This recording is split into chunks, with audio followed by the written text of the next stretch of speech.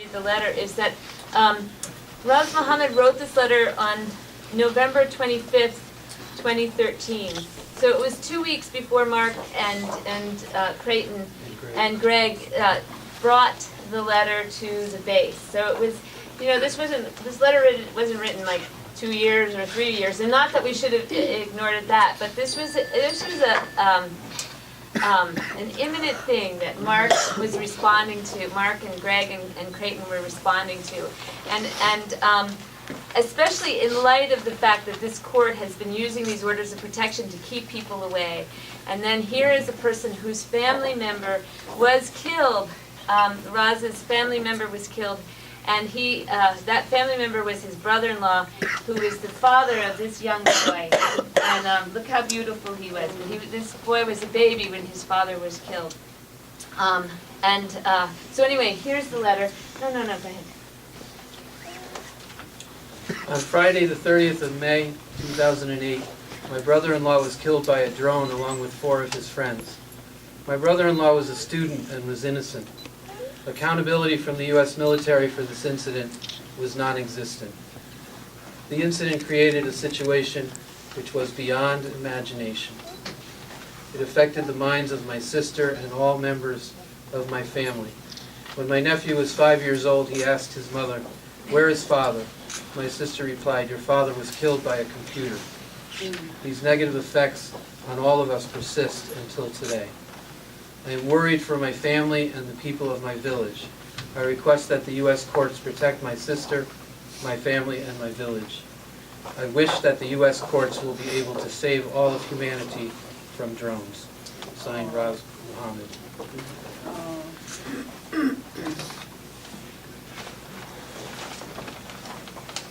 So we're trying to bring some of the human reality into the court. And at every turn, as we know in my trial and in other trials here, that the faces of dead children are called irrelevant. They're objected to, and they're ignored. They're not admitted into the court. So our purpose then, when we go to court, is not primarily personal guilt or innocence. Our primary purpose is to bring these poor children and their families into the court, to speak their words, to speak their arguments, to convince these human beings who occupy this institution that we experience as being so full of corruption, to speak to them the truth and have them actually apply the law that is at their disposal to apply to stop all of this. Yeah. Cynthia, yeah. I could speak from here. Okay. I went out. I didn't even want to get my mail the other day because it was freezing cold. And then it came to me, those little kids in Afghanistan and Pakistan are not only dying by the drones, but they're freezing to death, because this is the season when refugees come near Kabul, and they all sleep under one blanket. That's the style, and the little kid rolls off the parent's hip or something, or they get squashed. And so that Kathy Kelly's group, they have a group of young men over there in Afghanistan who started this industry where the women are seamstresses, and they make these big thick quilts. And so if you want to find out more about that, how you can help a little Afghani kid to be warm during this season. So it's so horrible, it's hard to talk about. But that's a great thing that they do. And I think you all know about Voices for Creative Nonviolence. Thanks, Mark, and Thank you, everybody. Yes. I would just add, since Mark mentioned it, that the Afghan peace volunteers, of which Raz Mohammad is one, that befriended Voices for Creative Nonviolence, VCNV.org, They also have a lot of different creative things that they've done as they're working for peace, and one of them is the Blue Scarf Movement. And the idea, their original idea is that there is one blue sky above us and they want peace under it. So in solidarity with them, we've been wearing these blue scarves. If you don't have one, there's a pile of them, there's a couple piles of them. You can feel free to have one. Ann has some over there. And they also have the Global Day of Listening. They're going to have one so that you can talk with them and even communicate with them or listen to them streaming online at globaldaysoflistening.org. It'll be this December 10th, Human Rights Day, as well as the 21st of every month. So anyway, and it's just, we need to stop the violence that just hurts. It just begets more violence, including the people here who are wreaking that violence or think they're doing something good, and they end up traumatized as well. There's a lot. This guy actually lives in a halfway house with other veterans who have been, they've been in jail, and they're dealing with the trauma after that. And they're dealing with the trauma of what they witnessed and what they were part of. And we also know that drone operators get PTSD, post-traumatic stress disorder, at a higher rate than boots on the ground. So it is just going bad to worse. But thank God we have courageous friends. We have our own, ability to share and to spread the word so that people understand what an egregious, terrible thing this is and how to stop it. And thank God, we thank you, Mark, for your courage and your compassion and your love. And I think we have about 15 minutes before we have to go inside. Are there other things? Claire, did you want to say something? This sign was made It's a little hard to a little see while back. Mothers Against Drones and the Killing of Children from Ferguson to Afghanistan. I think, Mark, I loved how you used the word encouragement, that what we are doing is encouraging each other to stay human, to be human in the face of the normalization of killing children, not just in Afghanistan, but here in this place. And when we stood together recently in our town in Ithaca, after the non-indictment of the officer who killed Michael Brown, some of the friends in our community carried a sign that said, "No justice on stolen land." So I want to just acknowledge, first of all, the land that we are standing on is Onondaga land. And the land around this continent is First Peoples land that has been stolen. And that's the basis for this kind of the normalization of killing.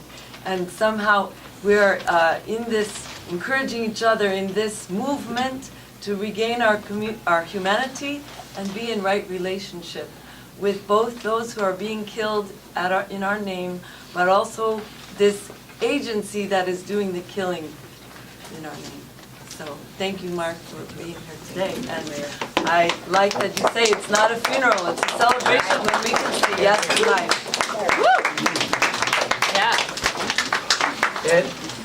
Yeah, I just want to mention this morning on Democracy Now!, Amy Goodman, she interviewed Mark. I really encourage everyone to watch that interview. It's excellent. So just go to Democracy Now!, the archive, and catch that interview. It's like 5 or 6 minutes long. Anybody from New Haven want to say something about our local movements there?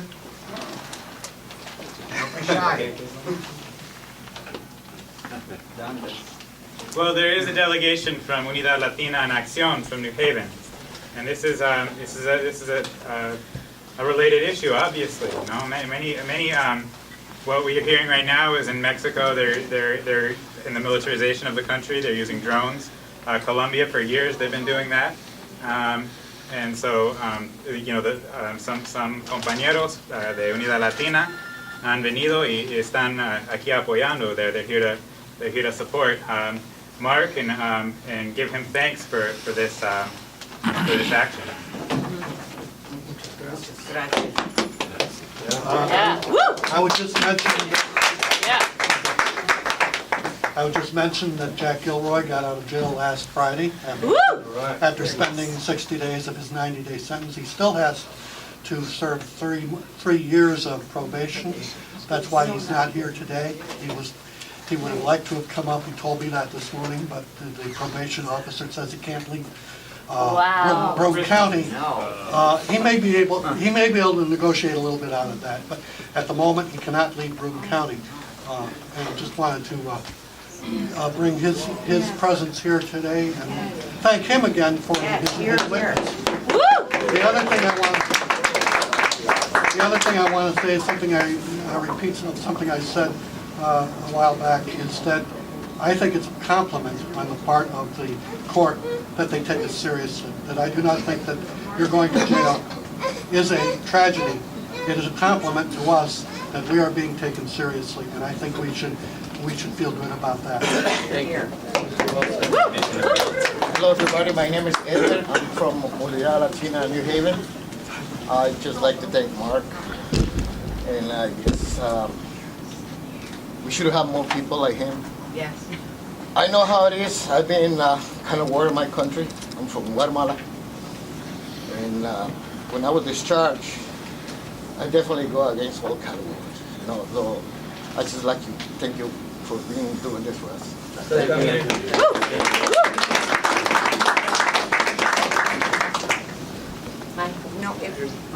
Michael. I just, I want to thank you, of course, Mark, and your courage, but also for your family and your children being here today. And I hope people think of ways of supporting, if needed, your family and stuff. I just want to put that out there for people to think about in ways that can support those guys. Just think about that.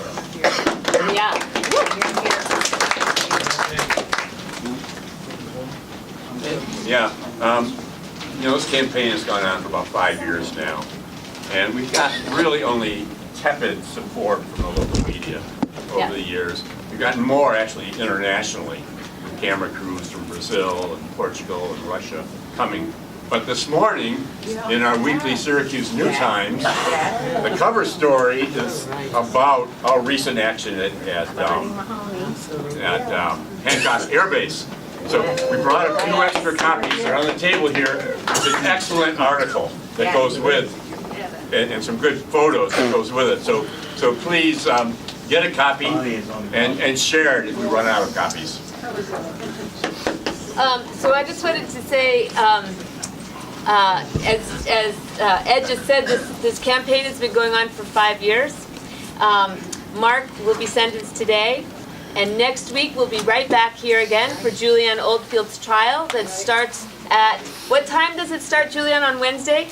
8:30. 8:30 in the morning.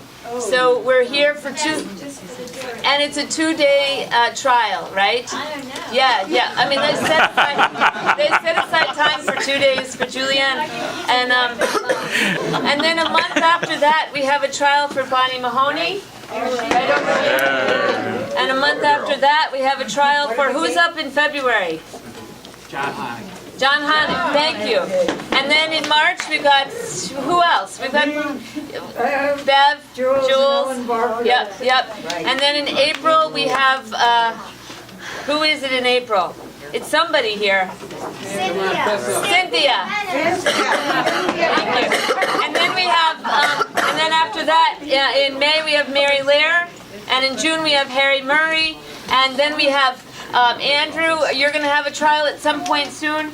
Monthly Jim. But we don't know, right? We don't have it right. So anyway, just to say that there's a lot going on, as well as that the resistance still needs to continue at the base. And so if you have some more thoughts on that, let's share it with each other so we can help do that resistance at the base, and not just come to court, but going to court is good too. But so let's remember that the support needs to happen on many levels, and the movement needs to grow.